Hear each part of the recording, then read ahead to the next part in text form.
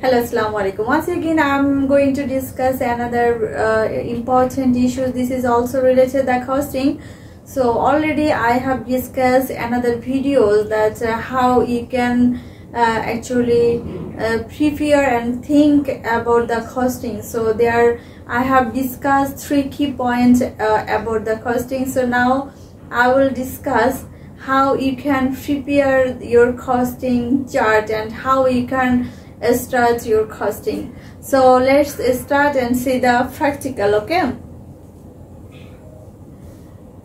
so here actually I will tell you that how you can start your costing first.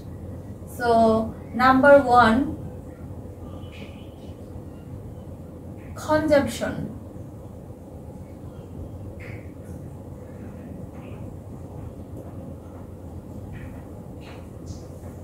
Number 1, you must have to first put in the consumption. So actually when you will make the costing, then definitely you must have to know and to make the consumption first. So যখন আপনি একটা garments এর costing করবেন, so like t-shirt, আপনি একটা basic T-shirt এর costing করবেন। So তখন আপনাকে কি করতে হবে, আপনাকে এখানে কনজাম্পশনটা বের করতে হবে যে ওই বেসিক টি-শার্টের কনজাম্পশনটা কি আছে। সো যখন আপনি কনজাম্পশন করবেন, সো কনজাম্পশন করতে গেলে সাপোজ আপনার কাছে একটা স্পেক আছে, মেজারমেন্ট চার্ট, যেটা ধরে আপনি কস্টিং করে কনজাম্পশন করেছেন বা কস্টিং করছেন। সো সেটা সাপোজ দেওয়া আছে কয়েকটা সাইজের উপরে, small, medium, large, X large. Okay, then আপনাকে অলওয়েজ যে জিনিসটা করতে হবে সেটা হচ্ছে যে আপনার মিডল পজিশনটা ধরে আপনি হয়তো লার্জ নয়তো মিডিয়াম যে কোনো একটা মেজারমেন্ট ধরে আপনি হচ্ছে যে কস্টিং কনজাম্পশনটা করবেন। সাপোজ আমরা মিডিয়াম সাইজটা ধরে কনজাম্পশনটা করব, ঠিক আছে।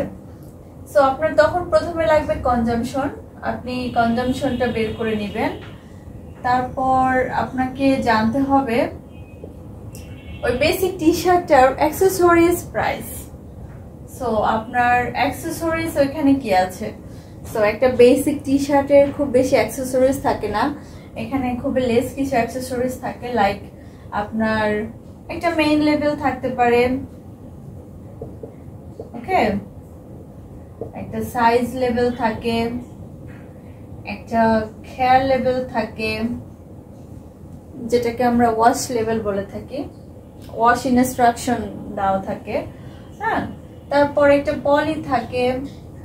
সো তারপর আপনার হচ্ছে যে এখানে কার্টুন থাকে। সো এটা অ্যাক্সেসরিজটা আপনার হচ্ছে যে একটা প্যাকেজ, এটা আপনি আলাদাভাবে একটা ব্রেকডাউন তৈরি করবেন যে আপনার এই বেসিক টি-শার্টটা যে আপনি কস্টিং যেটা করছেন, যদি আপনার এটা নতুন কাস্টমার হয়ে থাকে তাহলে আপনি কাস্টমারের কাছ থেকে জেনে নেবেন, বা আপনি অলরেডি টেকনিক্যাল ফাইলে সেখানে সব ধরনের অ্যাক্সেসরিজ ডিটেলসগুলো পেয়ে যাবেন।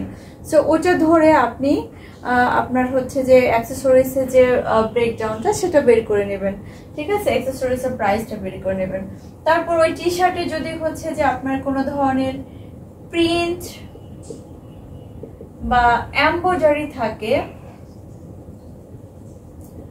তাহলে আপনি সেটার প্রাইসটাও সেখানে অ্যাড করে নেবেন, ঠিক আছে, প্রিন্ট বা এমব্রয়ডারি। তারপরে এখানে হচ্ছে যে আপনাকে যে জিনিসটা করতে হবে, নাম্বার 4, আপনাকে সিএমটা জানতে হবে যে বেসিক টি-শার্টের আপনার সিএমটা কত হতে পারে। যদি এটা কোয়ান্টিটির উপর ডিপেন্ড করে অনেক সময় সিএম ক্যালকুলেট করা হয়। যদি আপনার একটু বেশি বড় ভলিউমের হয়ে থাকে ওই সময় একটু লেস করে যতটা কম্প্যাক্ট করে পসিবল হয় সিএম ক্যালকুলেশন করা হয়। আর অনেক সময় যদি স্মল কোয়ান্টিটি হয় সেক্ষেত্রে আসলে লেআউটের কিছু ব্যাপার থাকে, অনেকগুলো কালার ইস্যু থাকে। দেখা গেছে যে আপনার একটা বেসিক টি শার্ট আপনি নিয়েছেন অর্ডার, 10,000, সেখানে আপনার 5টা কালার হয়ে গেছে। সো ওইখানে লেআউটের উপর ডিপেন্ড করে কিন্তু সিএমটা ক্যালকুলেট করা হয়। সিএম মিনস হচ্ছে যে আমরা এটাকে মেকিং কস্ট যেটাকে বুঝি, হ্যাঁ, CM is the making cost. Okay, so আমি কমপ্লিটলি লিখে দিলাম।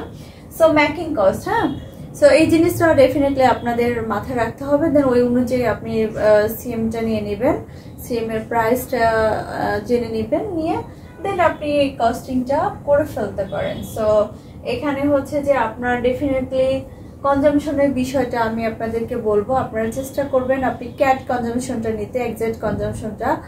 যদি আপনার কোয়ান্টিটিটা ছোট হয়ে থাক আর বড় হয়ে থাক, হটেভার কোয়ান্টিটি, আপনি যদি ক্যাডের কনজামশনটা নেন আপনি একটা কারেক্ট কনজামশন পাবেন, আপনার প্রাইসিংটা পারফেক্ট হবে। তারপরে আপনি অ্যাক্সেসরিজ, যেটা আমি যেভাবে বললাম, আপনি ব্রেকডাউন দিয়ে আপনি একটা লিস্ট তৈরি করেন, করে দেন ওইভাবে হচ্ছে যে আপনি অ্যাক্সেসরিজের প্রাইসটা বসায় নেন। তারপরে যদি সেখানে কোনো ধরনের অ্যাটাচমেন্ট থাকে, প্রিন্ট থাকতে পারে, এমব্রয়ডারি থাকতে পারে, প্রিন্টের প্রাইস নেন, এমব্রয়ডারির প্রাইস নেন। এটা হচ্ছে যে এমব্রয়ডারির উপরে ডিপেন্ড করে প্রাইস হয়। সো ছোট এমব্রয়ডারি, বড় এমব্রয়ডারি, এমব্রয়ডারির ক্যাটাগরি আছে, প্রিন্টের ক্যাটাগরি আছে, দেন ওই অনুযায়ী আপনারা এই প্রাইসটা নিয়ে নিতে পারেন। মেকিং কস্টের বিষয়টা তো আমি অলরেডি বললাম। দেন ফাইনালি আপনি এখানে হচ্ছে যে আপনার প্রফিট মার্জিনটা বসে দিলেন আপনার কাস্টমার ওয়াইজ। এটা আপনি 5%ও অ্যাড করতে পারেন, 10%ও অ্যাড করতে পারেন। এটা টোটালি হচ্ছে যে আপনার কাস্টমারের উপর ডিপেন্ড করবে, আপনার কোম্পানির উপর ডিপেন্ড করবে তারা কিভাবে আসলে মার্জিনটা রেখে থাকেন। সো ওইভাবে কিন্তু আপনি একটা সুন্দর ইজি নিজে নিজে একটা কস্টিং ব্রেকডাউন দিতে পারেন। সো এটা কিন্তু অনেক বেশি ইম্পর্টেন্ট একটা পার্ট মার্চেন্ডাইজিং ক্যারিয়ারে। সো আই থিঙ্ক এটা আপনাদের জন্য অনেক বেশি এফেক্টিভ হবে। If this video is really effective for you, then definitely you must have to keep in touch with me and just throw out your comments on the comments box.